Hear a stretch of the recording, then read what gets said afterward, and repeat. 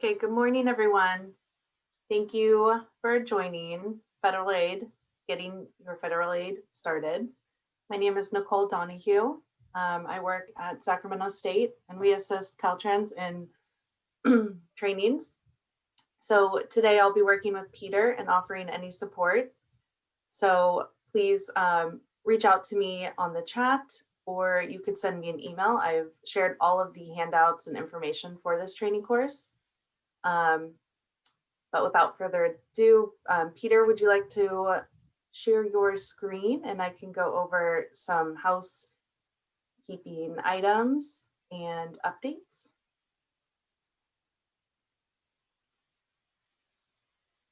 It's 8:03 right now and we have about almost everyone joined. So we'll just give Peter a moment to get all set up. I got the wrong thing set up, so let me try that again. No problem. Yeah, we saw just the calendar invite. There it is. Okay. Okay, let's get this in the right spot then.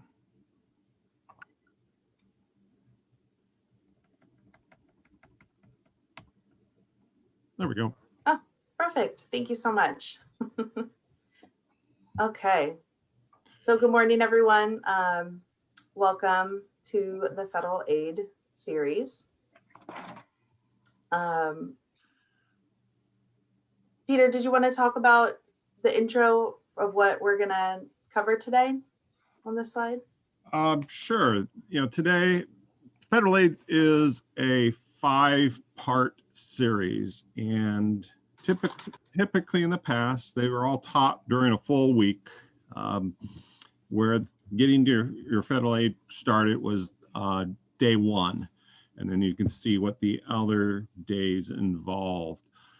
Since then, we found that the audience was not necessarily interested in all the same information for the whole week, so we've kind of broken it up.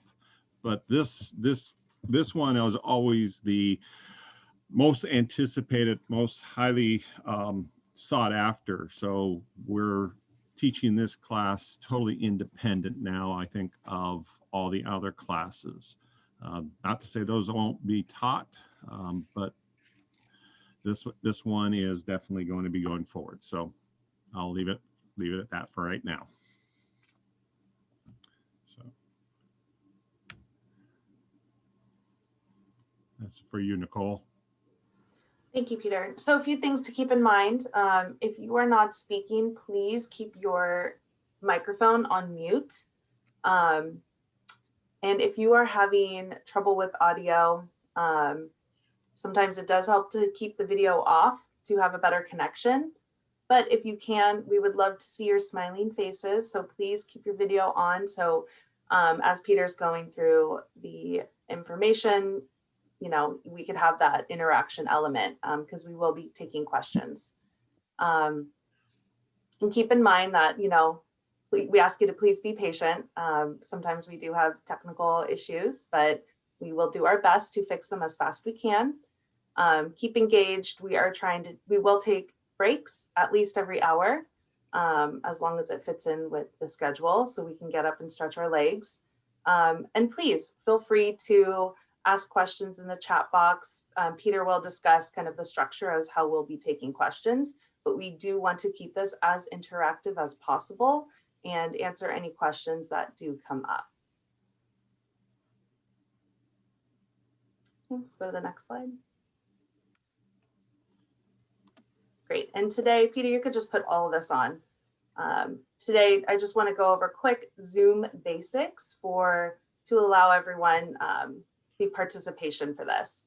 So hopefully everyone sees there's basic Zoom toolbar. So the first arrow to the right is your mute and unmute button. So if you click on this, you will be able to unmute yourself and speak to ask a question. But for the class, I would suggest keeping it on mute so that we don't have any background noises. And it's just a simple click and unclick. Right after that is the video. You can start and stop your video with this function. After that, you can see the participants function. This will appear on the right of your screen, and you can see everyone's name populate on here. And there are a lot of fun functions that allow interaction within the chat box, so, or the participant box. So if everyone was to click on that right now, and at the very bottom of the right corner, there are 3 dots. If you select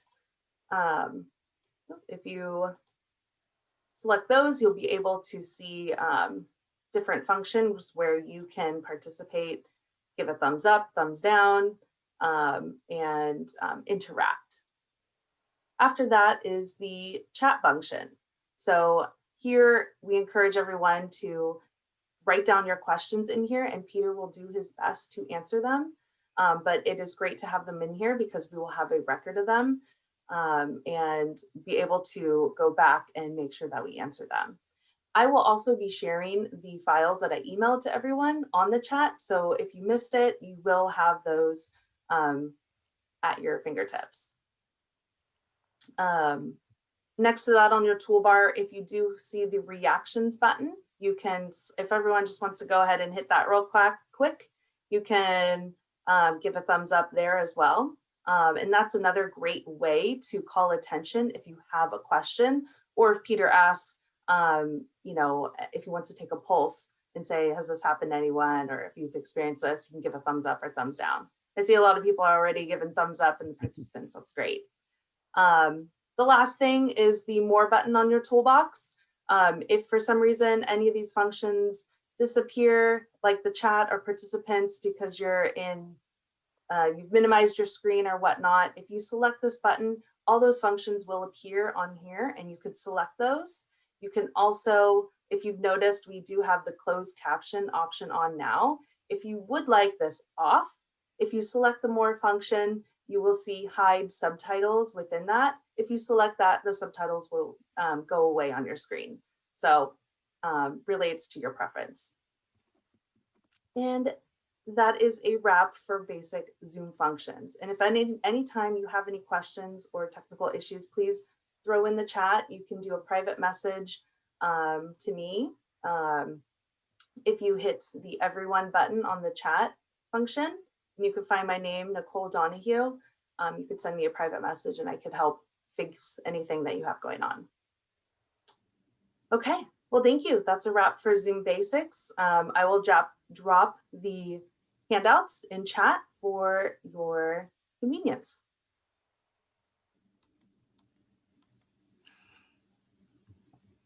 Thank you, Peter.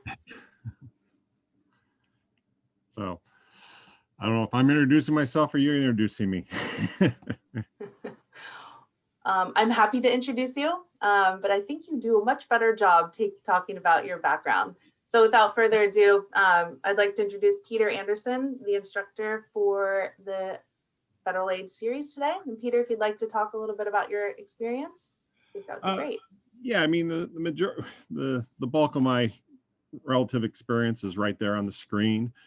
Like I said, I retired a year ago with 36.5 years of experience with Caltrans in multiple disciplines.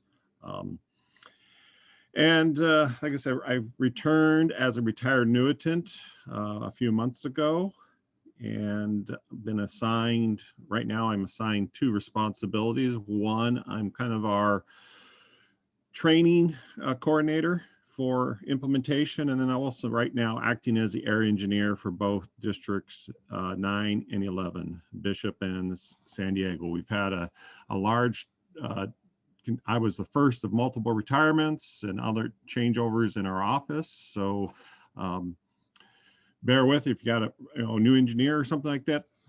We all know what we're doing, and so that we work with each other on a regular basis. The pandemic has made life a little bit more difficult because we don't sit next to each other. We're miles and miles apart, but phone calls and texts back and forth between individuals, we get our questions answered from each other. So like I said, I think I've got a fair wealth of knowledge. I've been teaching this class now for the last 6 years. So we'll go on from there. So kind of our course objectives. I always say that, a training class, particularly this one, there's a lot of information I'm going to be throwing at you. I don't necessarily expect all of you to become experts overnight. I certainly did not become an expert overnight. It took me a little bit of time to become pretty competent at doing the job that I do. So, as I think in any training class like this, is that you get a wealth of knowledge. You'll have a resource, the materials that you'll be issued on this, the slides and the handouts, et cetera, that are part of this class are a great resource. But one of the things you come out of this is, I always feel, is that you'll be able to ask smarter questions to our Caltrans district engineers who will be helping you on a regular basis. So that's kind of what I'm thinking come out of this. So, but ultimately out of this, you're going to learn about funding, federal funding. You're going to learn about the programming process of how projects get into the works.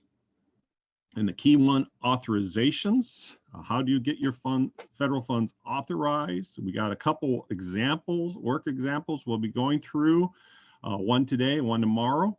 And then, of course, reimbursement. This is a reimbursement program. How do you get reimbursed? You expend money, you get it. You're expected to be reimbursed for that money you expend. And of course, you're going to identify and locate project resources. You know how to access our forms, our LAPM forms. We have a lot of them, and so hopefully, you'll get to know our forms better. So this is a question asked for you to do, is place in the chat box. Put your name and agency. If you have any federal projects, I'm asked right now, just people give a thumbs up if you have worked on more than one federal aid project.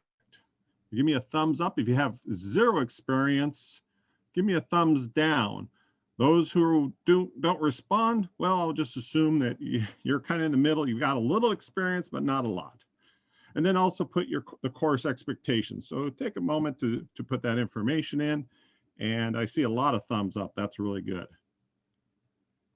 And as I mentioned, I'm going to take pauses here throughout the thing.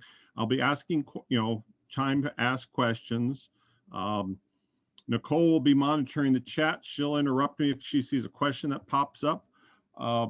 There will be individual sections here that will allow me to stop also to, like I said, ask questions and raise your hand. I mean, simply put your hand up through Zoom. Nicole will call on you, unmute you, and you can ask your question. If, like I said, during the class, like I said, if you have a question that's burning, type it in chat, and when we have a pause, we'll get to those questions. So we'll go on from there.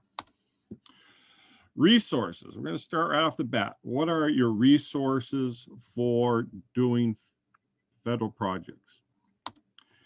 And the first most key one is our Division of Local Assistance website. This is an important place to go because it has a lot of information. We have our forms, all our manuals, all our information there. So it has all our guidelines and procedures. So like I said, we have our two main manuals, the LAPM, the Local Assistance Procedure Manual, and PG Procedures Guidelines. So the guidelines for individual programs. So we have our bridge program, our HSIP, our safety program, ATP, STIP. Those are in the guidelines, but the LAPM has all the procedures. And so most of what I'm going to be talking today will be chapter 3, which is our authorizations chapter. But then we go into a lot of the other chapters. So be familiar with this.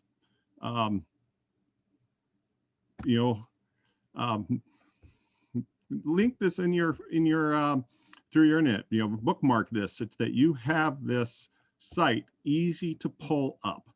And so go from there. So we do have interim changes and policy updates that go on constantly.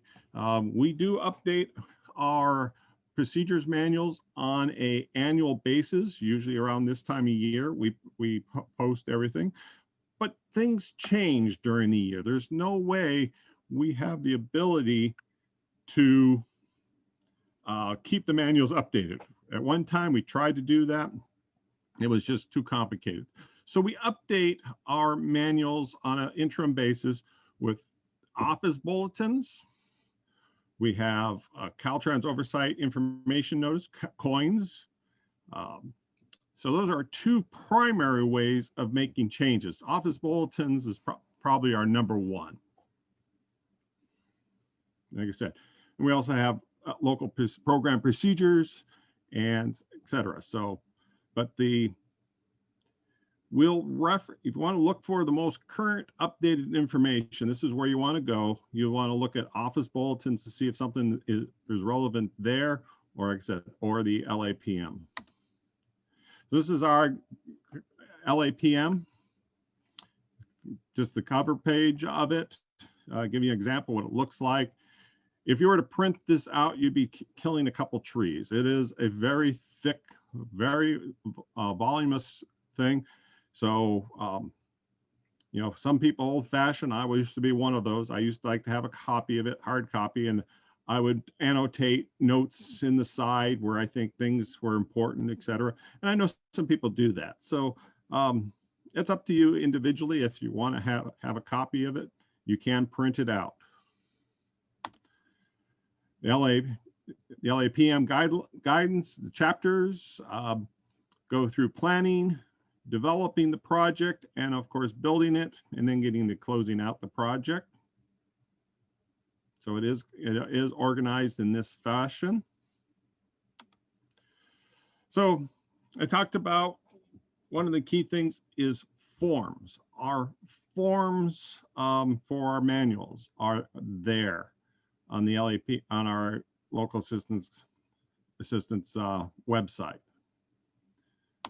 And so I'm going to go back for a second. So our website's changed a little bit from this view, but you will see definitely forms on there, and the forms will be broken in by the different programs, so the different manuals. So you'll see all the forms under the LAPM. The one we'll be talking about significantly later on is the LAPM 3A, which is the authorization form. And so that, like I said, that form is totally available. And always, this is one of the most key things here. I know people tend to download forms and save it for a project, and the next project they just take the old form that they used and update the information on it. I do not recommend that. And the primary reason is the forms do change on a regular basis. And so one reason for a E76 to be declined and rejected is because you're using an out-of-date form. So make sure you always pull the most current form from our website. So here are some other websites, just referencing Caltrans, our general overall website. Caltrans Manuals. There are some manuals that you may want to be familiar with, because some of the things we work with tie in with Caltrans projects. A lot of our right-of-way information is directly related out of the right-of-way manual. FHWA's homepage, lots of information there, sometimes hard to find, but I find that you get to their website and you kind of know what you're looking for, and you do a search, it'll take you right to where you're looking for. Federal Aid Essentials for Public Agencies, another little document to help area work with. And then of course, the planning agencies, FTIPs, always knowing the FTIPs. So this is under, well, it used to be transportation programming. It's now financial programming division. that maintains this. So all the FTIP information, all the FTIP amendments go through them, are reviewed, and so they have all that information on that site. So that's what that link is to. Another important thing is we do have a blog. We call it the Lab, Local Assistance Blog. And so you can subscribe to this blog. And so here's the information. And so I highly recommend you to sign up for this. No fee, nothing. And this way you're always alerted to what's the latest things going on within local assistance. If a new office bulletin is issued, you'll be alerted. If there's a call for projects for the HSIP or ATP, this is a place that this information it'll be issued. So we do maintain an email list, and also gives you, like I said, training classes like this one would be advertised through our blog. So be informed and subscribe. Pretty simple. I'm going to stop for a moment, see if anybody has any quick questions. See anything, Nicole? There are no questions. I've only been notified that the Federal Aid Essentials for Local Public Agencies link that is on slide 11. Yes. Someone received a error when clicking on it. That's possible. I'm gonna let people know that the this PowerPoint is a little bit out of date. The basic elements are there. There are going to be some things that reference, some dates that may be a little out of date. I did not actually have a chance to verify all the links, so I'll have to go through. So I'm going to leave a note for myself. I'm happy to take notes also, and then we will make sure to email everyone at the end of the course with any updated materials. So we will make sure to provide you with all of the updated. Right. So yeah, appreciate that. So I apologize for that. This, like I said, this things I've said, I've been retired for a year and been back for 4 months, and lots of things have changed on me even too. Okay, we'll go on. Funding basics and eligibility. We're going to talk about funding. We're going to look at some of the rules, laws, rules, regulations, lots of rules. It's federal funds. It's not that easy, always that easy just to get the dollars and spend them and think about getting reimbursed. Roles and responsibilities. Everyone has their roles. It's a reimbursement process. We'll talk about that. Most of our federal funds require a match, so we get into the matching requirements. We have agreements. One of the other areas is functional classification, knowing what your federal functional classification of your facility is, and then we'll get into authorizations. So where does money come from? Of course, everything, we pay a tax on our gasoline. I'm not sure if these numbers are up to date. We have a federal sales tax and we have a state tax that pay on every gallon of gasoline that we pump into our vehicles. And all this goes into a big pot. And it comes up with the price you pay at the pump. Some money goes off to the state, and the federal part of money goes down into the Highway Trust Fund. That is what we are working out of, the U.S. Highway Trust Fund. So we currently work under the FAST Act, Fixing America's Surface Transportation Act. This act actually expired last September 30th of 2020. So we're continuing under what's called continuing resolutions. So all the provisions of the FAST Act still apply. They will apply until Congress passes and the president signs a new transportation bill. So at this time, we're still working under FAST Act. So the Highway Trust Fund is a portion of that. So when the FAST Act was created, it consolidated various programs, it created performance measures, and also the National Highway System was enhanced.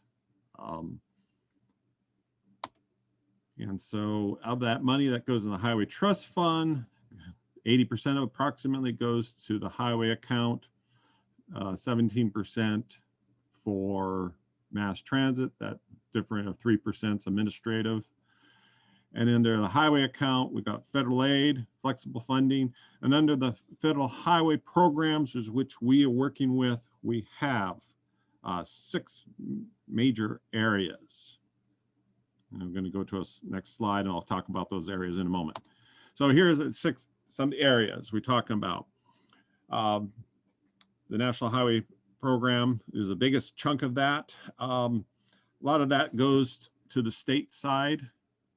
So on the local assistance side, a big part of it is the STBG, Surface Transportation Block Grant Program. That's one of the biggest in the local assistance side, and then along with CMAQ. We also have then the other areas, the HSIP, which is a significant area. You don't see bridge. Bridge actually is a small part of the NHPP. So it kind of gives you an idea how much funding is and the shares around. So how we got laws, rules? Well, it starts with the FAST Act. That is the law of the land. And from the FAST Act, they generate Title 23 of the United States Code, USC, which is a transportation. And then that drives down to the Code of Federal Regulations. And then, of course, from there, we develop our local system procedures manuals and local assistance program guidelines.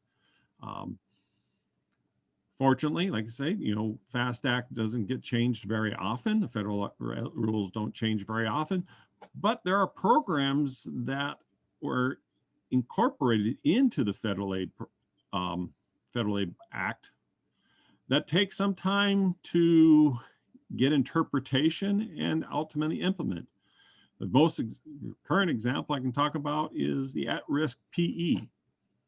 That was part of the FAST Act, and it took several years before it could be implemented. So that ultimately was driven down. So there are programs that do take a little bit of time to go get driven down and ultimately into our manuals. Some roles and responsibilities, general for FHWA, project agreements, obligate funds. Nicole, is there any way I can turn the bar off the top of my screen? It's blocking part of my slide. You can actually move it. Oh, okay. So if you click on it, you can move it to the right or to the left. I got it down. Down. So yeah, because I'm missing on some of the screen. So roles and responsibilities. FHWA's job is, like I said, general oversight. They don't perform any of the work. They do not do a lot of the day-to-day basics. Their job is they'll establish project agreements. They'll obligate the funds. When it comes time, they'll allow for reimbursement.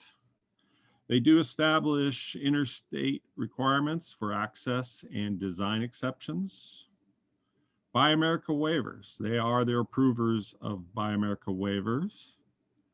We're getting into some interest areas, the design build, innovative contract practices. So they're the lead on that.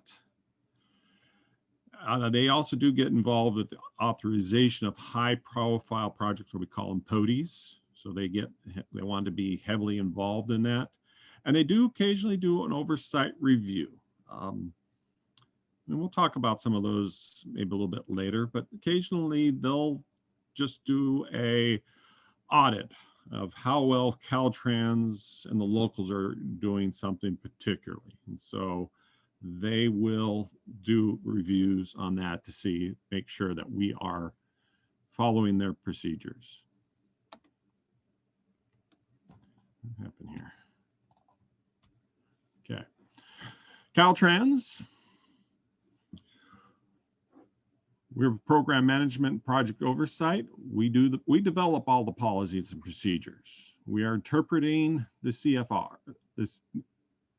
that Federal Highways puts out. So we're interpreting them. We're working with them to ensure that they agree with how we put it together. We do the program and delivery, and we monitor. We process the E76. We execute the agreements, and we do make the payments. So the payments that you receive come from Caltrans, State Controller's Office. We'll do field and environmental reviews with the agencies. We ensure you meet your DBEEO compliances. We provide training as this. We are the NEPA approving authority.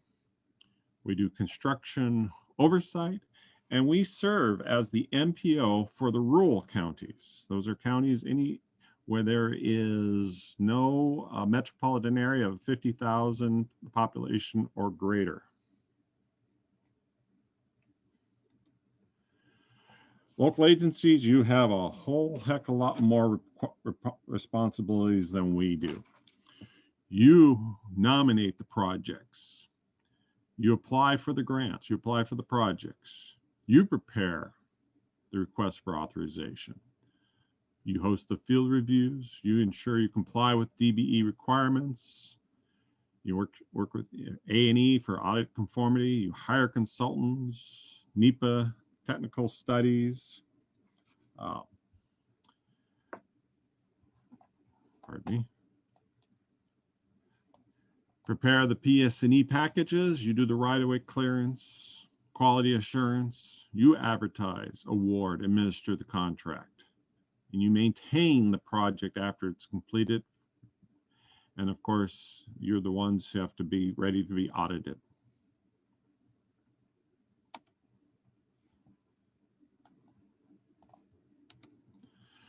Some of the others, we get involved with the CTC, Transportation Commission. Their responsibility is they allocate projects that are funded, programmed through the STIP, SB1, ATP. So you deal with new projects or amendments. They manage the overall statewide spending plan. The MPOs and the RTPAs, regional project applications, go through them. They program the projects into the FTIP, and they also monitor progress and deadlines. Each agency has their own way of process of dealing with things. I have a lot of experience with MTC, and I know they monitor project delivery on a regular basis to ensure that they get all their projects funded during a fiscal year. As I mentioned, we are a reimbursement program. You know, you have a contractor and consultant. They have to do some work. You have to pay them. And then after you've paid them, or they've been paid by the agency, or they invoice the agency and you pay them. And then when you've done that, you reach back to Caltrans, you send us an invoice, we pay you the local agency. And the same with Caltrans. We have to seek reimbursement from Federal Highway Administration. So we pay you, and then we get reimbursed. So it's always paying in the rears. So it's always a reimbursement program. Like I said, we have a matching requirement. Most projects have a non-federal match that has to occur. So 80% is a typical match requirement for demonstration projects, some discretionary. It's kind of the standard reimbursement rate. So 80% will be federal, 20% local funds. California has what's called the sliding scale. And so for California, and if you ask me how that we generate that difference of 8.53%, don't ask me. I've heard it explained in a way that I still don't understand it, but it deals with percentage of federal lands within a state. So there's this formula that takes California up to 88.53%. That's the standard reimbursement for our STP block grants, CMAQ, ATP. It's very common to see projects like that. Then there are a few projects that go up to 90%, particularly our HSIP program. So you only have to do 90%. And then lo and behold, yes, there are projects that are eligible for 100%. Utilizing toll credits, there are some discretionary and some safety. For example, our HSIP safety countermeasure projects are eligible for 100% federal funding. I'm going to take a moment right now to see if there are any questions out there.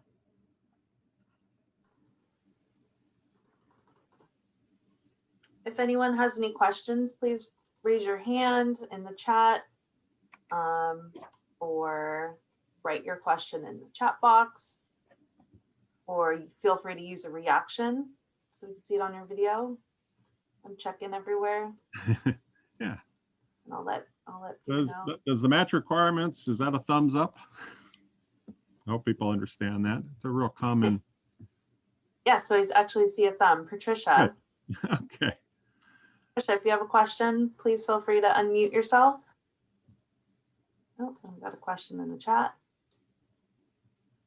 Got a couple. Okay. Peter, are you able to turn on the chat function to see the questions, or would you like me to read them? Okay, I see. Let's see. Let me scroll. The first one is from Tyler. What's toll credit? Okay. All right. Toll credits are, I'm going to tell you right off the bat. One, I'm going to get a little bit more of this. They are not federal funds. What it does is just eliminates the need for a federal match. And so toll credits were established some time back, basically that California was giving credit where we were spending a large amount of money, our own monies, state fund, non-federal funds on toll facilities, mostly toll bridges. Came down to a ruling that no, you didn't really need, toll facilities were eligible for federal. So they gave us this credit. And so to allow us to do is that they said, well, I'm not giving us any more money. They're just going to say, okay, you do not need to come up with a local match. So if you have a project that's $100,000, typically it would have been, I'm going to use 80-20 just to keep numbers simple here. You would normally have had an $80,000 local or federal funds, and then 20% of non-federal. If the project was programmed with toll credits, you'd have, and it showed $100,000, then you would be eligible to authorize $100,000 with zero local match. But if it only showed $80,000, thinking, oh, it's got toll credits, we get another 20%. No, that's not correct. Whatever's in the FTIP is what dictates the maximum amount of federal funds. If there is additional need required, it'd have to be programmed. So what it does is it takes away the leveraging of federal funds. Which program is HBP under? I go back, flip through my notes. HBP falls under the NHPP, and part of it actually carries into the STP block grant. So it's like a little shaving. The old prior to FAST Act, Bridge was its own program. It got consolidated in, and most of it's, I think, really coming out of the STP block grant now. And so the program codes are utilizing STP funds. Do I have? Where do STIP and SB1 fall into these categories? I don't know which program. Those definitely, STIP funds are definitely NHPP. They're allocated. Same with ATP. They are following under that program. There is some ATP that is a state program. So there are some that are funded through state funds, which is not part of the federal aid program. And difference between Caltrans and CTC. They are two different entities. CTC is kind of our body that reviews what Caltrans does. The commission oversees our overall budget. It is established through what's called the fund estimate. They do that every 2 years, which kind of breaks down, here's the funding of the department. And so, and then the CTC does is they allocate state funds. They do not allocate federal funds, except for funds like ATP, which are federalized, or STIP funds that are, but program funds that are subvented to us. All the programs we've been kind of talking about, the HSIP, block grant, CMAQ, those funds are subvented directly to the local agencies. They're not subvented to Caltrans. They are by program, by formula, programmed directly to the agencies. And Caltrans ultimately does not have really any say as to how those funds are utilized. We'll give advice and guidance as to eligibility and maybe have some review of ensure that they are maintaining eligibility, but it is controlled by the locals pretty much down at the MPO level. They're the ones who program the FTIP. The FTIPs do go through Caltrans for review and ultimately approval, but amendments, not necessarily. Amendments have been delegated to local MPOs to approve, and so I'm kind of hoping that I'm giving you kind of difference between trying to describe more what the CTC is that, like I said, their commission and their sole responsibility we get involved with is the allocation of funds for the STIP, ATP, SB1. Okay.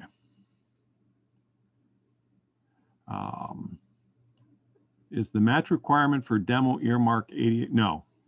Typically, demo funds match earmark is typically 80%. There are a few cases that it is different, and the difference typically might be that they are eligible up to 100%.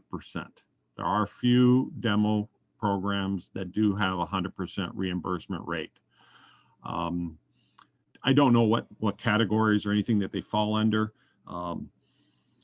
This is where you want to work with your Caltrans district local assistance engineer to ensure you know what that reimbursement rate, if you don't know off the top of your head. Would you please define acronyms? I will do that. Thank you. Typically, you know, if this was in a classroom setting, you'd have a binder with you, and in the back of that binder, and it'll be in the packet of materials, is a list of acronyms. And I apologize. Here, you don't have to apologize. If I can interject. Caltrans is an acronym-based program. Just we're terrible. And like I said, yeah, there's new acronyms that pop up all the time. Like I said, I stepped away from Caltrans for just a little over about 9 months, and there's some new acronyms that popped in local assistance, and I'm like, oh, that's interesting. I have to ask. So don't hesitate to ask. Yes. So Peter and everyone, I have shared an acronym list of terms document in the chat function. So if I just shared that. I'm happy to share it again. So if any of you guys have questions, please feel free to download it and take a look. Yeah. Next question was, toll credits run out. Will they be replenished? That's a good question. To be honest, I don't know, but supposedly they're not. Toll credits were to run for a certain period of time, and that once we've utilized that credit, it will not be replenished, but it's always subject to being revisited with FHWA. And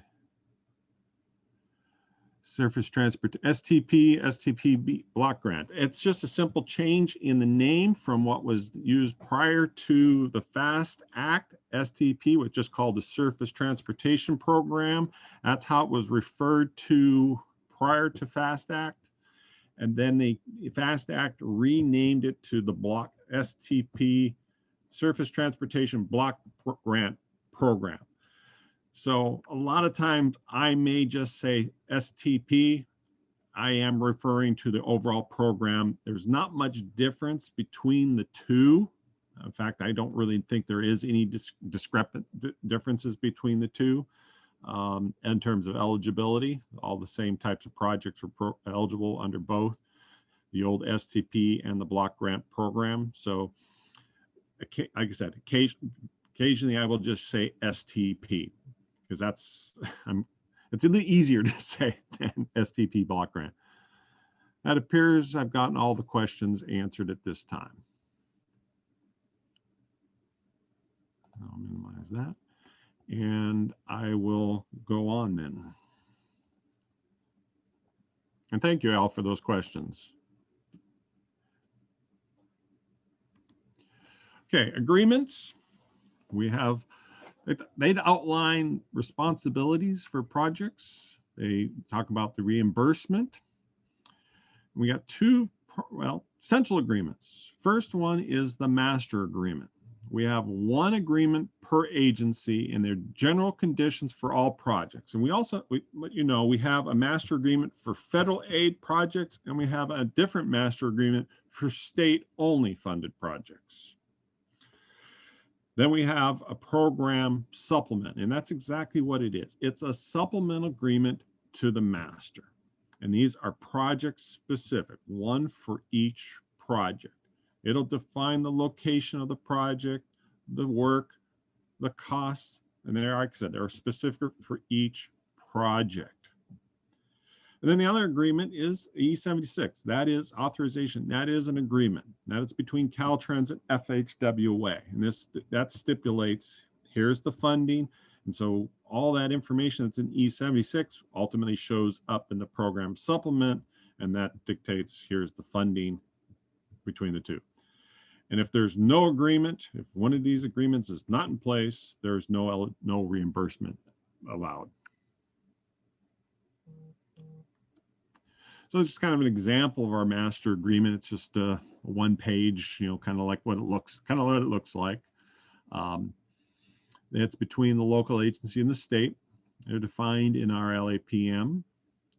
Talks about the E76 accounting requirements, retaining records, time of use of funds, consultants. We want you to do our projects. We know you don't have every agency has all the expertise, so it defines it. It's okay to use consultants. And then also the maintenance. You have to maintain the facility that you build. Program supplement. Like I said, this is between the local agency and the state. Also, it supplements the master agreement, following the procedures manuals. E76 in the finance letter. I gotta close something here. Will control any cost increases, and it talks accounting encumbrance information. So we have to have the federal project aid number. We got the appropriation codes, project description, and estimated costs. So I'm going to kind of highlight up here in the upper right corner is the project information associated with it. The circle in the middle shows the federal funding and appropriation codes. And This is kind of our authorization agreement. This is what you should receive through when you get a project authorized. And, oops, I thought I had something. That in the authorization, in the red box, there's a series of signatures, the electronic signatures. And the most important one is the very bottom one. It says E76 authorized date in FEMAS, by, and that is the date that your project was officially authorized, and then you're eligible for seeking reimbursement as of that date. And one of the most important things, one of the absolute most important things you should know from this course, if you don't already know, if you're going to construction, you must have the construction funds authorized before you advertise. That is a fatal flaw, that if you start advertise your construction and trying to get the authorization at the same time, that is an absolute no. You have to have that authorization in place first. So I say project agreements, local agency, we have a master agreement, and PSA, those are between Caltrans and local agency. The E76 is between Caltrans and FHWA. And that how the flow of funds go from FHWA down to the local agency. I mentioned this a little bit earlier, functional classification. It's really important because certain fund types projects have to be on the federal aid system. The most primary one is the STP block grant. Funds have to be on the federal aid system with some exceptions. One of the things, one of my favorite words in local assistance, when somebody asks me a question, my first response, it depends. Because usually when I get asked a very simple question, I have to ask multiple questions back to make sure I get clarification on what you're asking for. Is such and such eligible? Depends. I say STP projects have to be on the federal aid system, but if it's a bicycle pedestrian facility, it does not. So need to know going in always what is the classification of a project. So if it's on or off, so interstate, other freeways, expressways, arterials, and major collectors are the federal aid system. Off is minor collectors, local streets and roads. So here's a functional classification chart, and it shows right here, that's what's on and what's off. Now you want to know, how do I know? How do I verify what my classification is? And we have a source on our Caltrans website called the California Highway System, referred to it, typically called CRS maps. And this is the link. So it kind of show you how to get to it. I got to go to it's now under our Research Innovation System Information website. And you see California system towards the very bottom on this page. And like I said, you have a link to it also.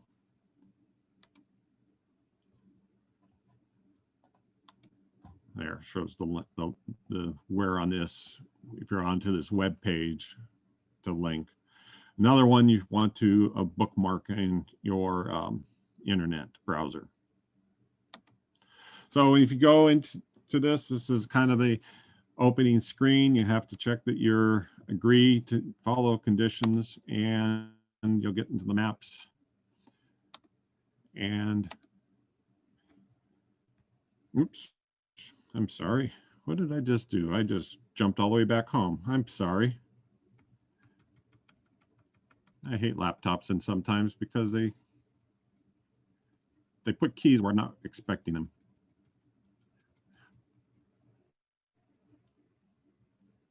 So back to the CRS maps. So There's layers, different layers you can click on, and you'll see at the very bottom there, functional classification of the road.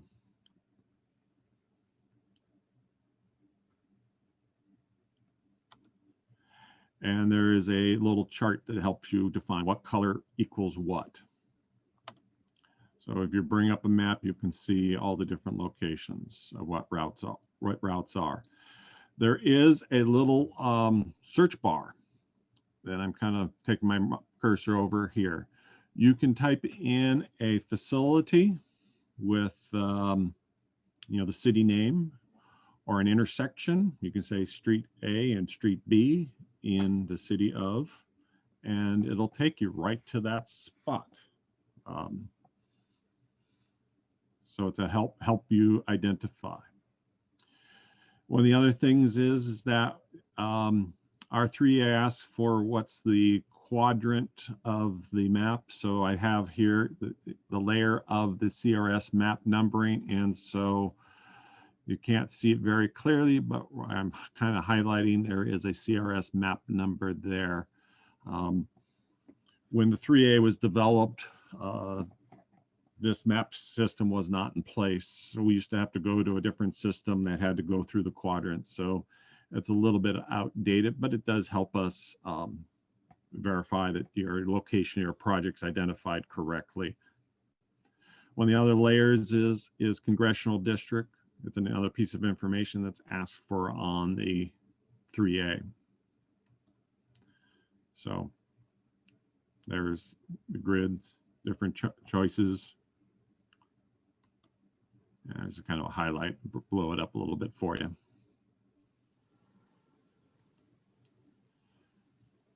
going to take another pause here for questions. We'll pull up the chat.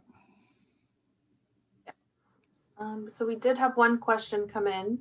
Yes. John, and the question was, please explain the purpose of the program supplement agreement.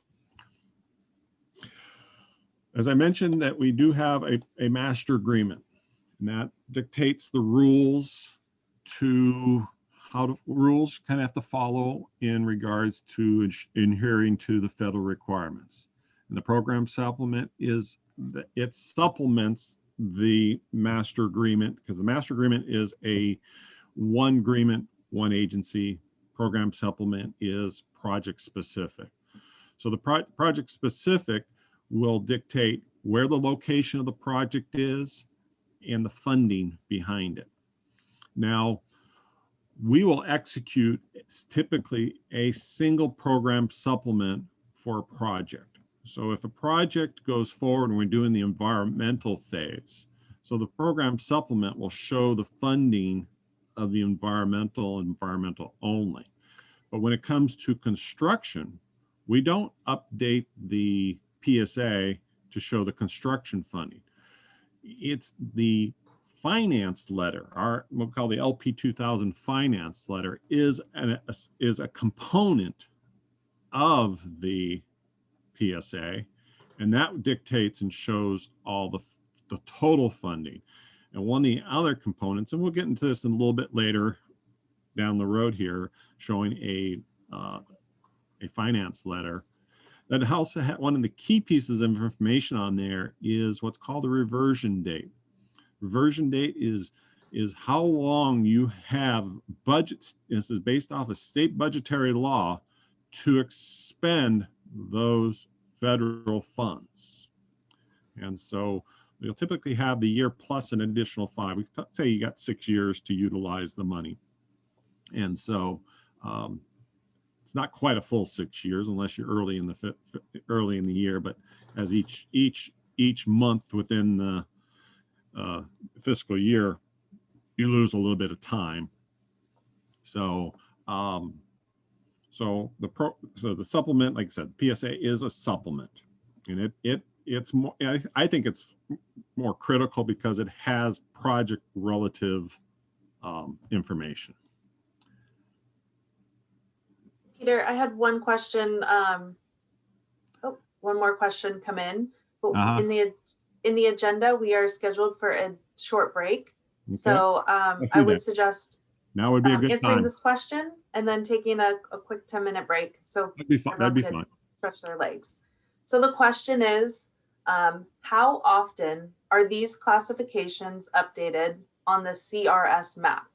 Can a local agency request to change a functional classification?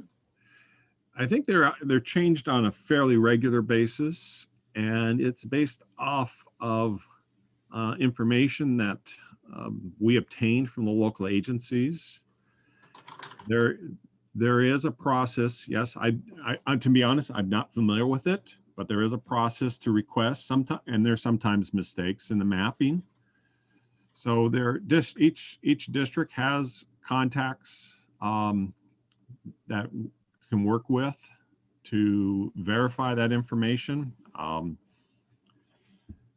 see people having issues with trying to access the CRS maps. I use which one do I use? I don't use Chrome. I'll look it up here and I'll get back to you here in a moment after this. So yes, there's a constant. I mean, it's not every day. It's like there would have to be a change in the nature of the facility that would review it, such that, say, they were doing some work on a facility and they're adding sidewalks and bike lanes, maybe do a little bit of widening. Then it would be looked at to see, does the facility need to be updated, et cetera. So that's the best I can answer that.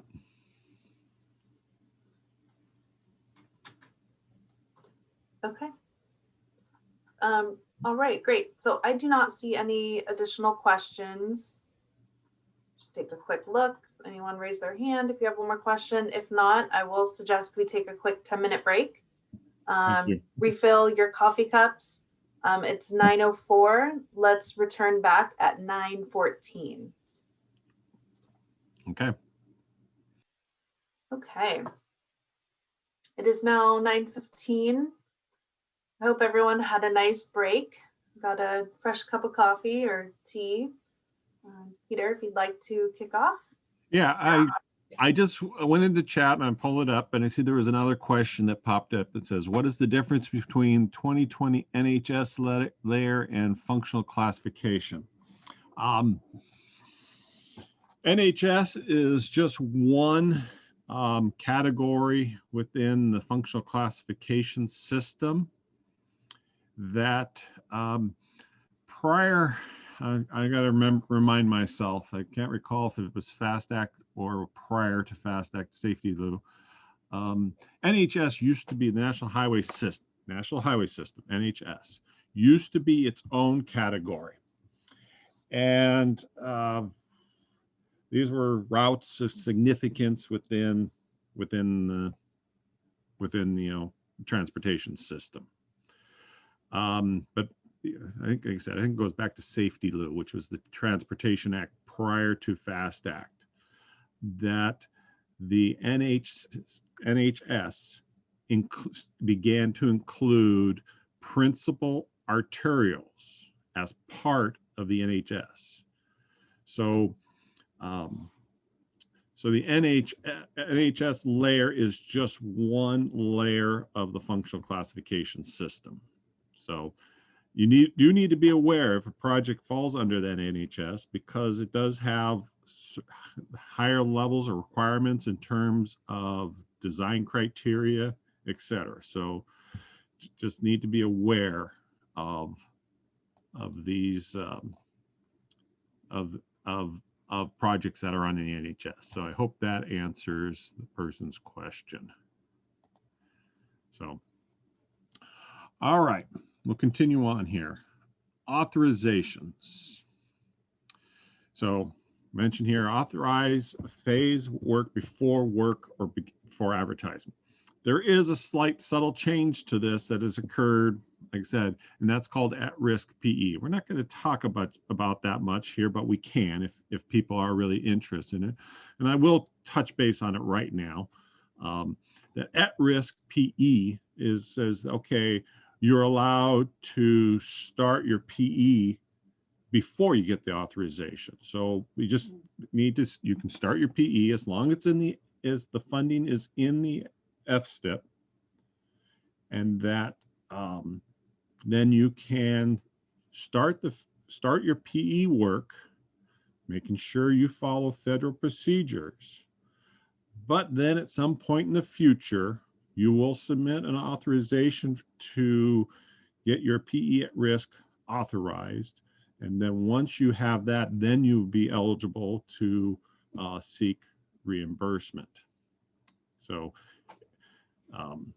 so that's kind of what I'm going to talk about, but we can talk a little bit more about it here and there. So to begin, there are these different areas: FHWA approval to proceed with work under these categories: preliminary engineering, which is both environmental and design; right-of-way utility relocation; construction engineering; and non-infrastructure projects. One thing I'll point out about preliminary engineering, and if you are dealing with the CTC for federal funds allocated by them, they allocate those in two different pieces. They'll allocate and they program in through either ATP, STIP, etc. They program environmental and design as two separate fundings, and so it takes two different allocations to get those done. Once you've gotten your authorization, that establishes the date of reimbursement, except for at-risk PE. And one of the things we do not want to have you authorized too soon or too late. I'll talk about too late first, because if you authorize too late and you've expended a lot of money, you may not be eligible for reimbursement. You have authorized too soon, you get the authorization, but you're not ready to go forward with the project, then the project's going to sit idle, and guess what? You become inactive. If you don't invoice on a timely basis, meaning you're supposed to invoice every 6 months, but if you go a year without invoicing, your project becomes inactive. And FHWA frowns upon that significantly, because in their mind, you give funds out, they expect you to expend those funds on a timely basis.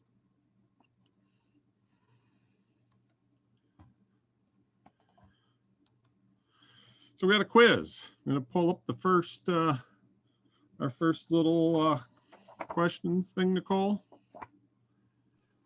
Yep, I have just launched the question. So be able to view it. People need to have people submit their answers. Where would you check to find the most current policy procedure changes?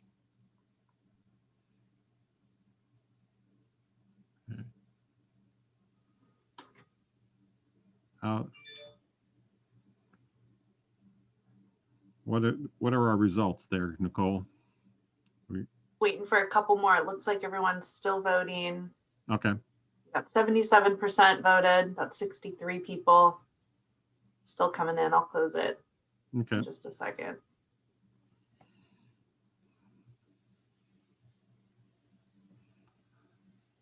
No, still coming in. Oh, good. They're thinking. All right. Okay, looks like it's slowing down. I will end it and share results. Caltrans website, 96%. Very, very good. That is the correct answer.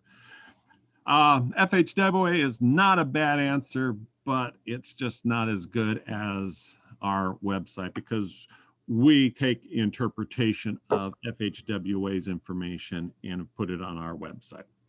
Let's go to the next question. Okay. Who initiates the RFA, request for authorization? Is it the local agency, Caltrans District, FHWA, or Caltrans Headquarters?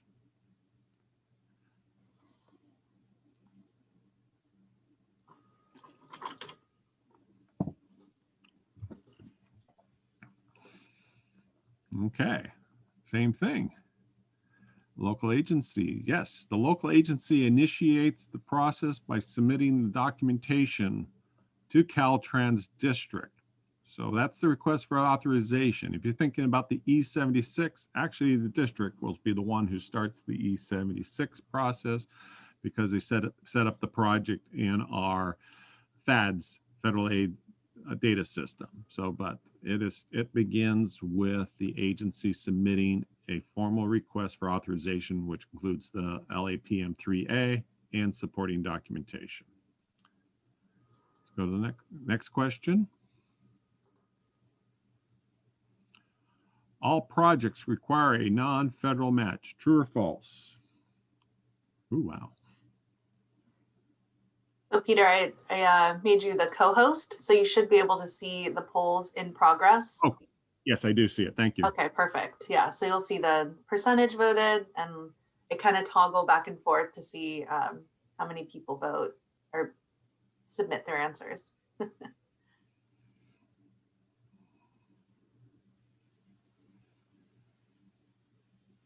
like it stopped. Okay, and polling.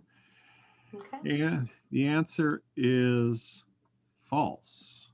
Not all projects. There are some that have toll credits. There are some projects that are mentioned that like safety countermeasures that are 100% federally funded. Okay. We go to the next question. What website is the primary source for determining road classification?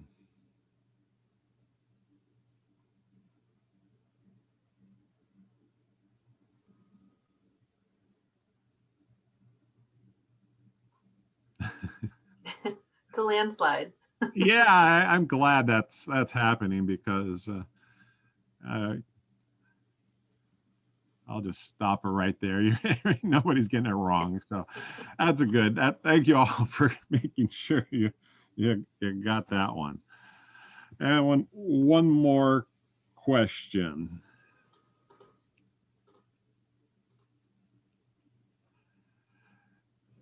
What phases of work require FHW approval to proceed? Check all that apply.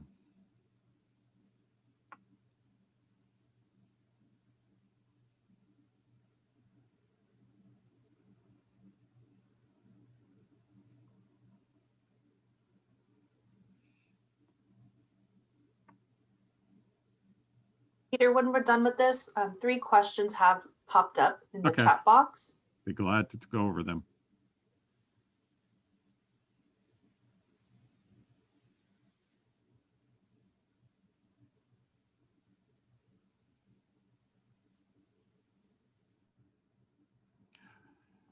It's slowed down. I'm going to end the polling there. And the answer to the question, it's a trick question. They actually all require approval. And so, like I said, that was a little bit of a trick question. Normally, when you ask this question, we ask people to name them. When I'm doing this in a in-person forum, we just say name them, so they have to come up with these areas. And one that's not actually on there was the non-infrastructure. So let's go to the question. I'll go pull up chat, see what we got there. Let's see here. Okay. Do you need FHWA approval first or CTC for ATP projects?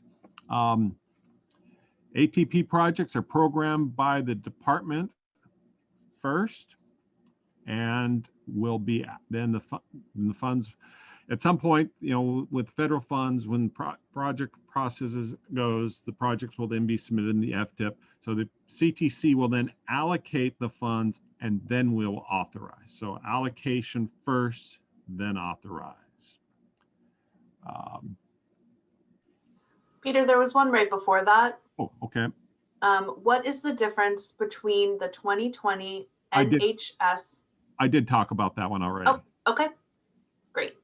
And then is it a year or 6 months? Officially, you're required to invoice every 6 months. That is what we dictate in all our documentation, is that 6 months. And theoretically, officially, you kind of go in, you get put on the notice that you are reaching an activity. Where an FHW really has issues is when it hits 12 months. that then they are truly classified as inactive to FHWA. So, so there is a little bit of a cushion there. So you do not want, I tell you, do not want to be inactive. You want to avoid that as much as possible because it could delay future authorizations. I'm working on a project right now. It is inactive. They're trying to get an invoice in because they're ready to come forward with the right-of-way phase. FHWA is looking at it and saying, well, we don't really want to authorize this because then we add this much money on our inactivity list, and therefore, so they are holding the authorization for the next phase until they get an invoice in and paid. So it can cause delays. Okay, can I close this? Okay, poll. Okay. All right, so let's get back. So project funding and selection. It's the simplest question. How do I get my project funded? And it all starts with an agent or MPO's long-range regional plan. They have different names, you know, every MPO, some call it a blueprint, you know, our vision for 2030, 2040, something like that. So they have a vision. It's a planning document. Transportation is a major key to all these transportation plans, but it is done at the regional level. And then also, who should I contact? Well, there are Caltrans programs, the bridge, safety, ATP discretionary. These are programs that are administered by Caltrans. Safety, like I said, HSIP. We do each cycle of the HSIP. There's a call for projects for the agencies to apply for. ATP, same thing. For some of the particular federal programs, the block grant, CMAQ, if people don't know, it's Congestion Mitigation Air Quality, STIP, State Transportation Improvement Program, ATP, Active Transportation Program also. There's a program, part of that is administered at the MPO RTPA level. And then I mentioned earlier, what's the classification of a facility? So if you're trying to do a rehab of a facility, now CMAQ's not eligible for that, STP is. But it has to be on the federal aid system. So it gets into, is it on or off the federal aid system? So by knowing the functional classification, you'll know if it's on the federal aid system also. So projects are selected by the state, like say bridge, safety, ATP. So Caltrans, we do a survey or call for projects. The local agency submits their application for funding. Caltrans reviews, verifies, evaluates, and then Caltrans provides approved project lists to the MPO RTPA for programming into the FTIP. By the MPO's RTPAs, they do the exact same thing. There's a call for projects. They submit an application, and each MPO probably does things a little bit differently, how they do it, but it gets incorporated into the MPO, and then MPO programs the project into the FTIP. So programming. I'm just going to take a quick. Do we have any questions in the chat? Yes, a couple questions have popped up. The first one. I said, what if you don't have anything to invoice? Unforeseen construction issues. That's a very common one. If you've got construction, this is one of the things I always highly recommend, is that when you do authorize construction, that you also authorize construction engineering, because you could still invoice against the construction engineering such that you have to re-advertise or something like that. So I know we have minimums. We're actually working on eliminating some of that requirements because to help with inactivity, but you allows you to do an invoice even though you haven't awarded the project.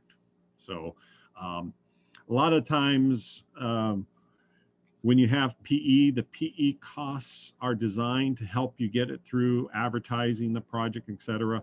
But if you're just authorized construction engineering, you can't, like I said, you have that CE can be used to help invoice against some of the early costs. And our off-system projects listed on the RTIP. And the art, not quite sure what.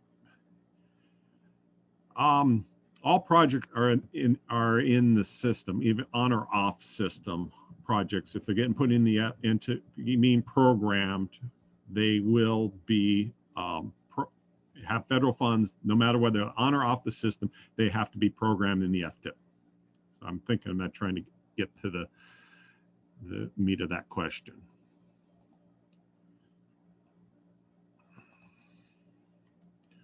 So, as I mentioned, transportation program, it starts with long-range plans, ultimately goes through programming, gets the project in the program, then we do the authorization, we advertise, award, and construct. Kind of a general, very basic timeline. So the programming process, like I said, we have two different processes, if you're urban or versus rural. If you're urban, you work through your one of the 18 MPOs. And if you're rural, you'll work through Caltrans. And we develop what's called the FSTIP. Those together combine and ultimately get developed into the FTIP through FHWA. This year has been a unique year because of COVID. Typically, we're working on what's called the 2018 FSTIP. I use those terms interchangeably. But COVID caused a delay. We normally would have been by now we would have been in the 2020 TIP, but it's been delayed to April, I believe. So we're still working on the 2018. So in this whole process, the number one thing is public participation. Absolutely. These are not done in a bubble. It does have, the MPOs, et cetera, require to have public hearings. Financially constrained. You have to show that the program is constrained. Each region has a funding available. It's done on a federal fiscal year. Projects regionally significant. You may have projects that are not federally funded, but they are regionally significant, and so they still should show up in the FTIP. The FTIP also has to do an air conformity check, and then each project, of course, has to have a realistic schedule. We want to ensure we don't want to build in failure. We want to make sure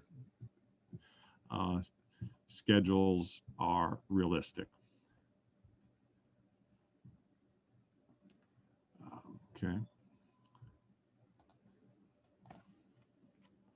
So this is the map of California. You see everything in yellow. Those are your non-MPO rural counties. And the rest of the state is covered by an MPO. In some cases, an MPO can cover multiple counties. The example is MTC, and in Southern California, SCAG. That covers multiple counties. And you take all this information, and all this ultimately gets lumped into what's called the FSTIP. So here's an example of just a listing chosen from San Luis Obispo. This is a project, a show of 2019, but this is really the 2018 FTIP, truly from the 2018 FTIP. You'll see the 4 fiscal years of 18, 19, 19, 20, 20, 21, 21, 22. So those are the 4 fiscal years of the FSTIP. I'm going to actually jump back here. So parts of the FSTIP. The description of the project needs to be in there. Here's the fund type, showing that it's funded, in this case, CMAQ. And I mentioned the fiscal fund year and amount. When we go to a new FTIP, those 2 first years, 18, 19, 19, 20, will drop off. 20, 21, 21, 22 will continue. Then you'll add 22, 23, and then 23, 24. It's important because if you're dealing with a project, it has to be in one of those fiscal years of the FSTIP to be classified in the FSTIP. Funding that is listed there under prior or beyond is information only and therefore not officially part of the FSTIP. Oops. I did it again. How in the world did I do that? Sorry, folks.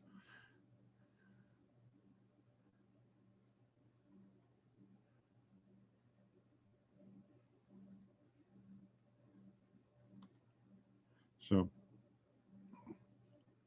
oh yeah, then missed one there. So phase. So each phase then shows funding. So you'll see that here under CMAQ, somebody's not muted. So in this case, PE, you'll see that there's, in this case, everything's in the thousands of dollars, $1,067,000 under PE of CMAQ funding. So there are 2 types of projects in the FSTIP, individually listed and group listing. Individual projects programmed by phase for a single project under one entity. Group projects grouped for a specific type of work or geographical area. A good example of group projects are HSIP, or safety projects, and bridge, because they fall under these, are exempt from air quality conformity, and they typically are programmed under construction. Bridge is not. Bridge does have a backup listing that will show the individual phases. And like I said, when you do submit your FTIP, you must submit a copy of the backup listing. So there is backup documentation that shows what makes up that group listed group project. So programming changes. They can amend the FTIP. There is formal versus administrative. Formal, like I said, typically are significant changes, major changes. You got to change the cost, schedule, scope, or schedule of a particular project. You could be adding or deleting a project or just a phase, except PE. You must still demonstrate fiscal constraint. It does require public participation. It will be federally approved.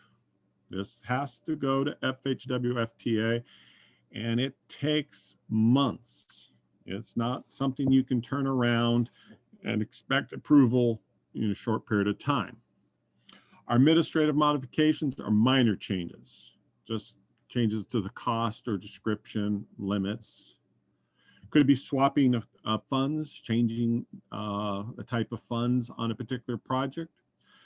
These are state approved, or in most cases, I think now it's all cases, they're delegated down to the MPO and they can take days or weeks.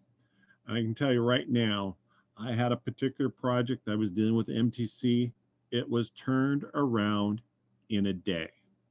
I discovered an issue in the morning, and by the end of the day, the administrative modification was made. That's how quick it can be done. So programming options, we classify things as post-programming, and then we have what's called expedited project selection procedure, or EPSP.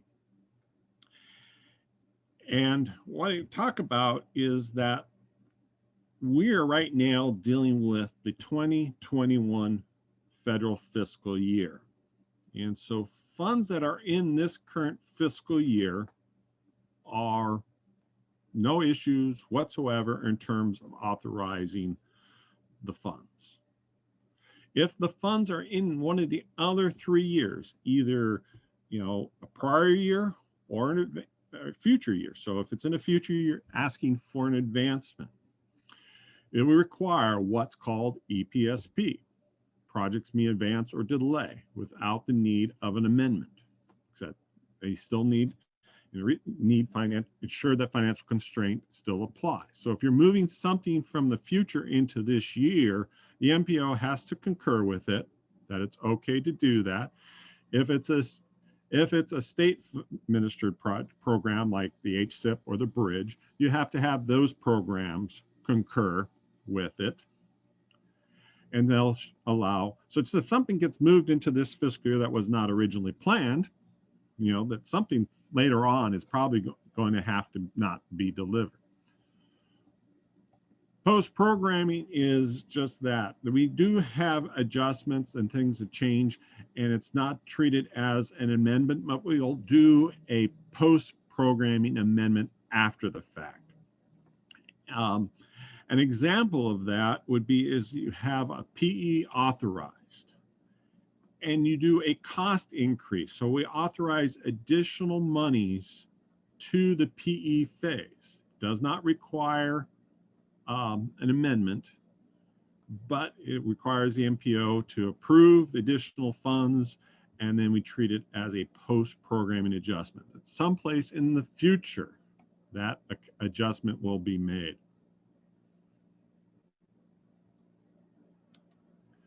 So here are a couple of resources. I'm going to assume that these are still up to date.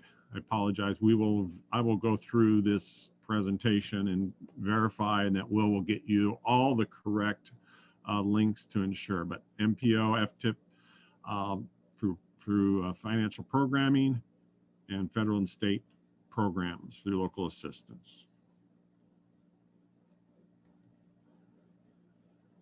Got another quiz.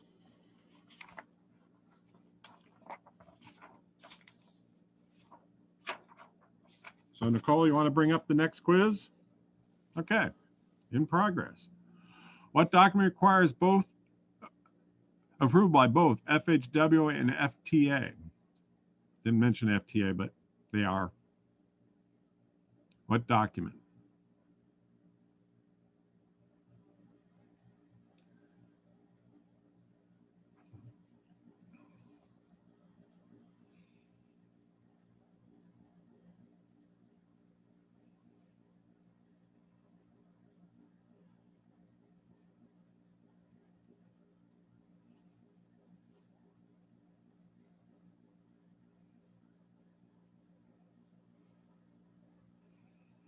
I'll pause in there.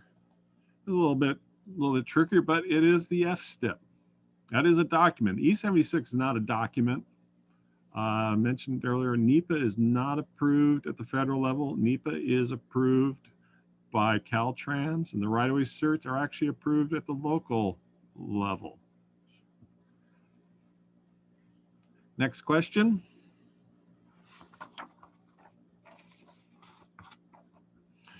A project must be included in the FSTIP before federal funds can be authorized for any activity.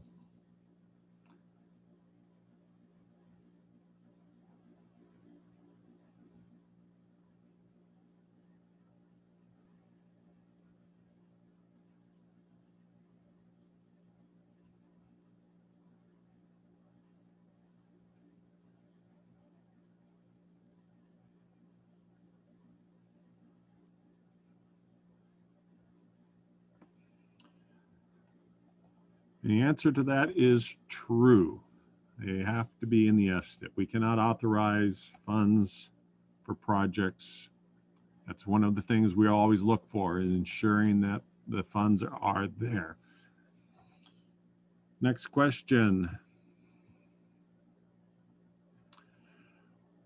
What are the two types of programming changes? Select two: formal, administrative, local amendment, MPO amendment.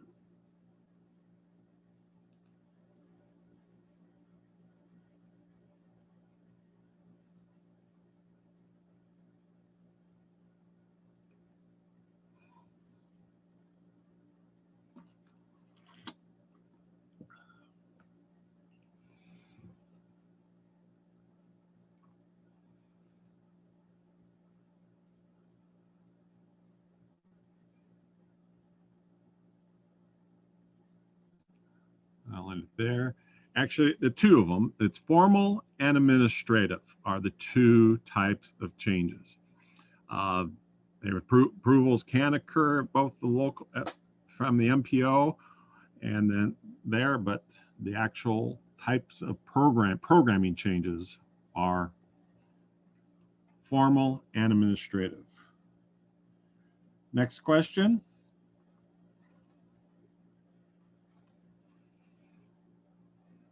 Think about this one. A formal amendment only requires approval by the MPO and Caltrans. True or false?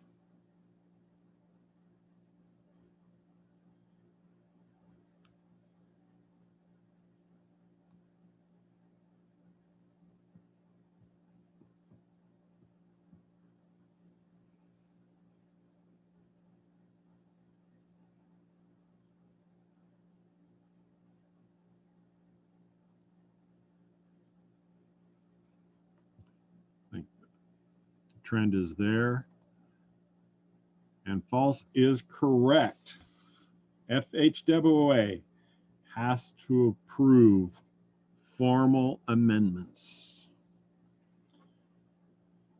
Next question.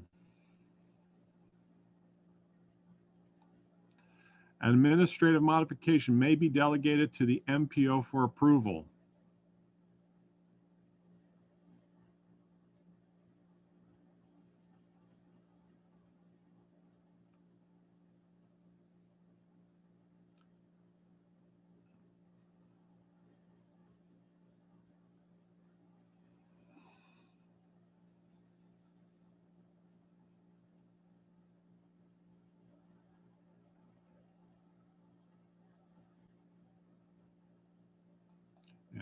And the answer is true.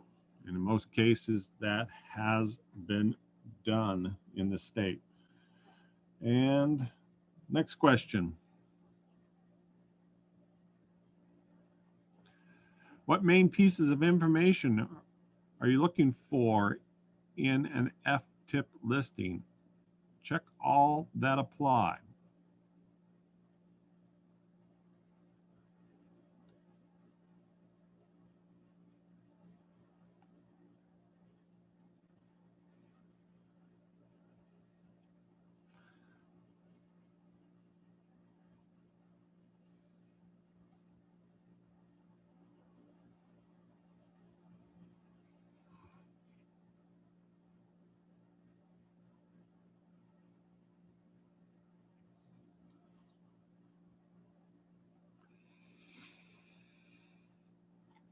Okay. And the answer is all the above. All of those. This was a trick question. There's, everything is required. All of them are there. Okay, let's go on to our. You can take the question polls away. I guess maybe I can click on that. Okay.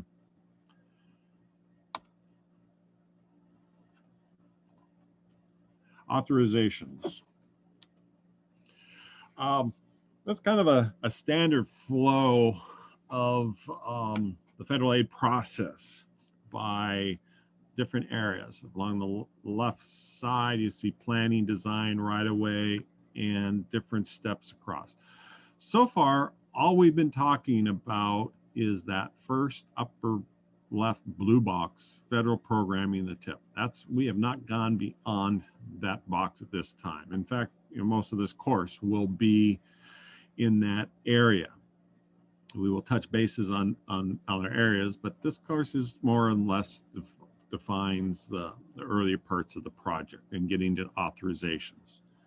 So this is a good thing to be aware of, and it shows you where you look in which boxes, which chapters. That's what those chapters of our LAPM Procedures Manual. So when we get into authorizations, we're going to be talking about Chapter 3. So, authorization. Authorization to proceed or refer to the E76. Now, somebody said, well, why is it called an E76? Back in the dark ages before computers, we used to have to fill out a form. And like anything else, federal highway had a form name, and it was called an FNM76. So it was just 76 was the form. When computers came into being, they just dropped the F and M and they called it an E76 for electronic 76. So that's how we refer to these things now as an E76. So once again, I may talk to authorize in a project or talk about the E76, same thing. So you have to have the authorization to proceed before starting any reimbursable work. Now, I mentioned earlier about at-risk PE. You can start PE work before you get an E76, but you cannot seek reimbursement until the E76 has been processed. So you can go back. It's retroactive to previous work prior. You have to have it for each phase.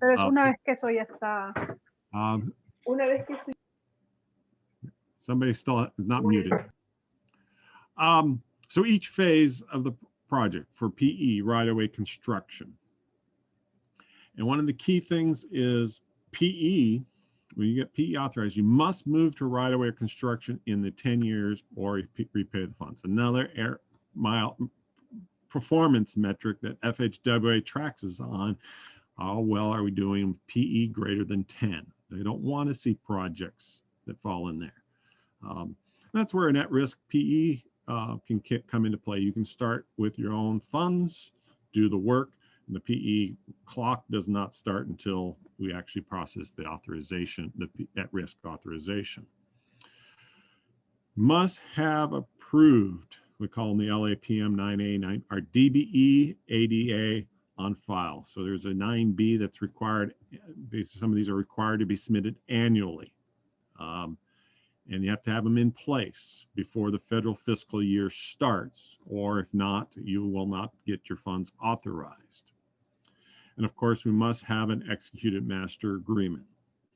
Now, that's not always that big of an issue, because if you do not have a master agreement in place, we will still authorize the project. But what we will do is we will submit with well, let me take one step back.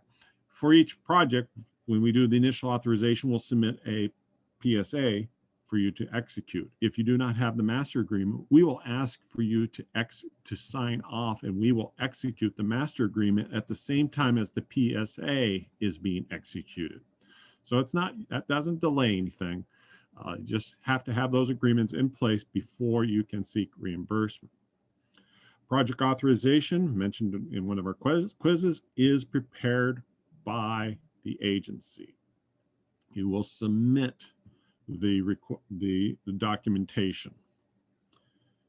They will have a cover letter and data sheets or supporting documentation, and you will include all these attachments for each phase that you're asking for authorization. So, depending on the type of authorization you're asking for, the support documentation varies. So I referenced the LAPM 3A.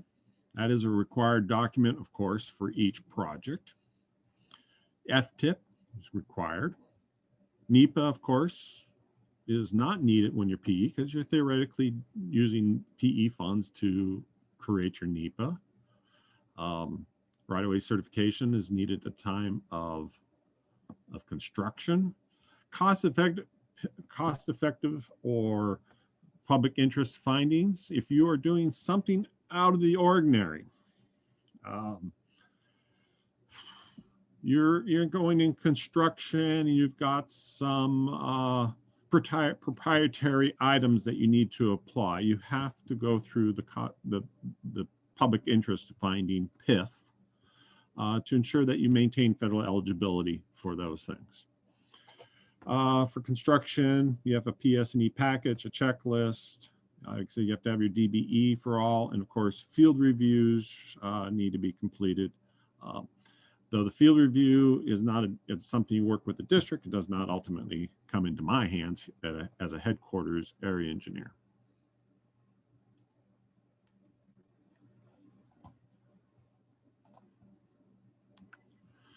And here is kind of, like I mentioned earlier, a standard authorization agreement. This is a document that is generated on our FADS, our federal aid data system, that has information that you'll need.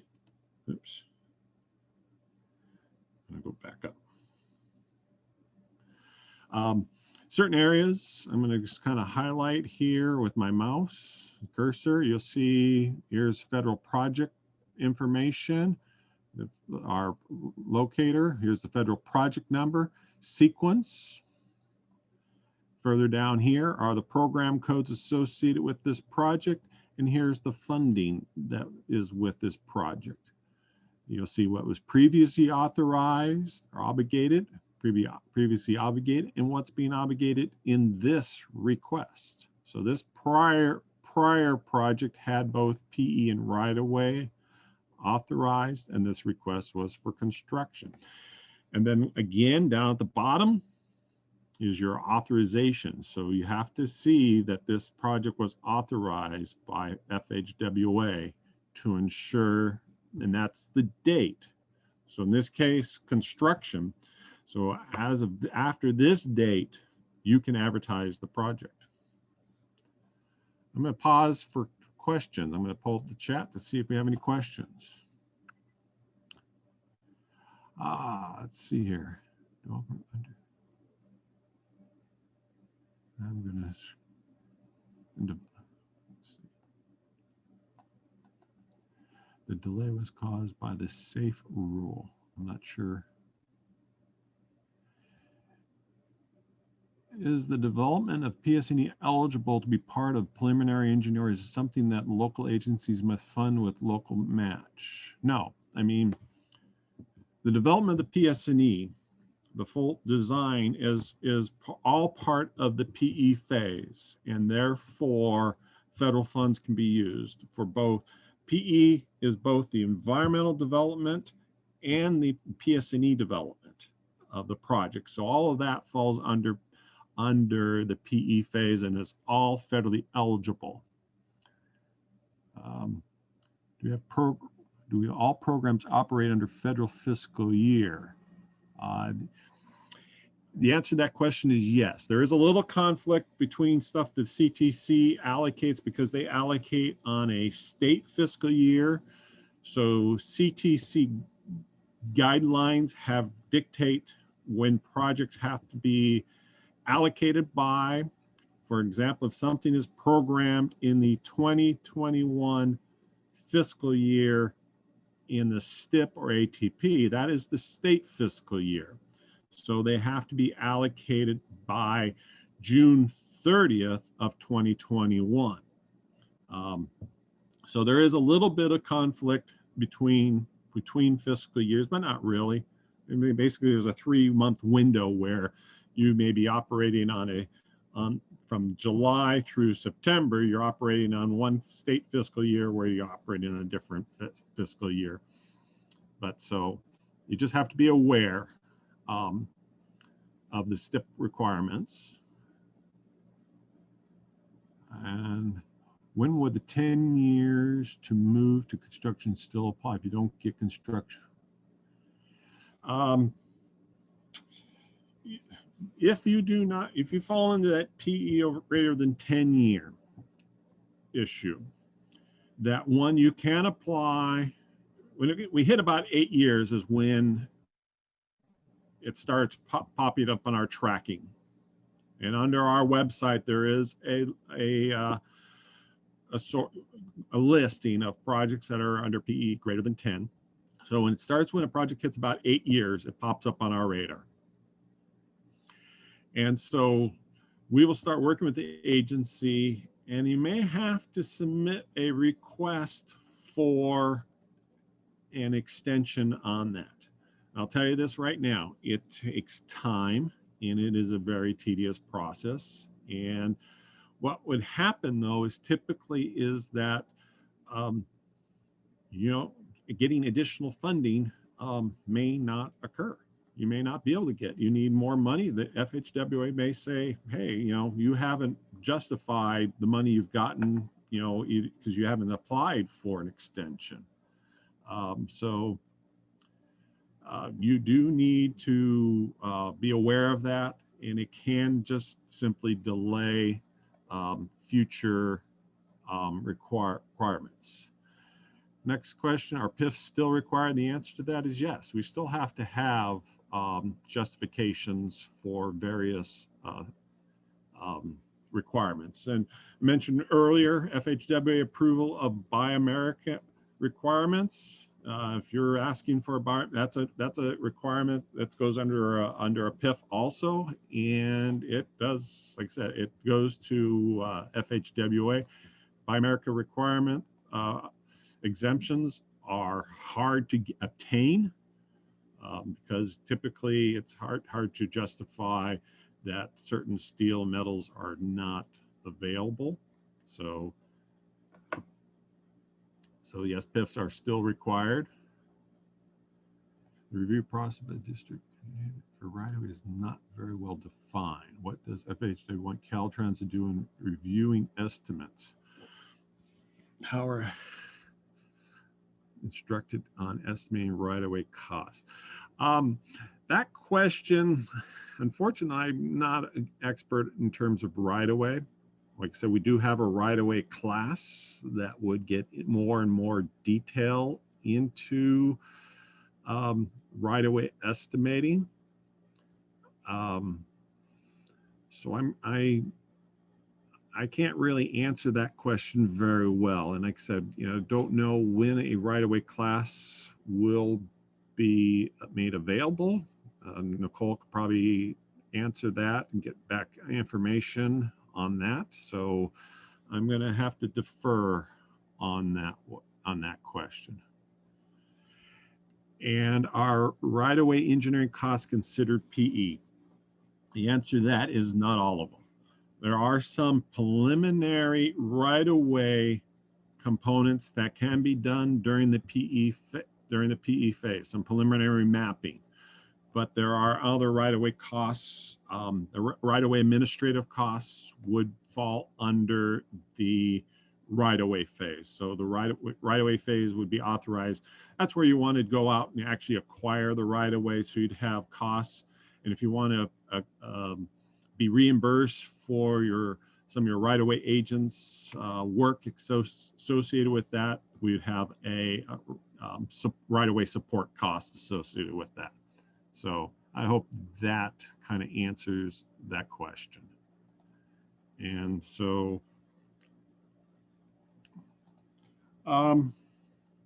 Nicole? Yep. Yes. I think right now would be a good time to take a break, because this next part, the PE exercise, is going to take a little bit of time. So I think we should take a 10-minute break right now before I get into this exercise. And because this is going to take a fair period of time, and so that's what I recommend. Okay. Okay. All right. So 10-minute break. So everyone, please return at 10:16.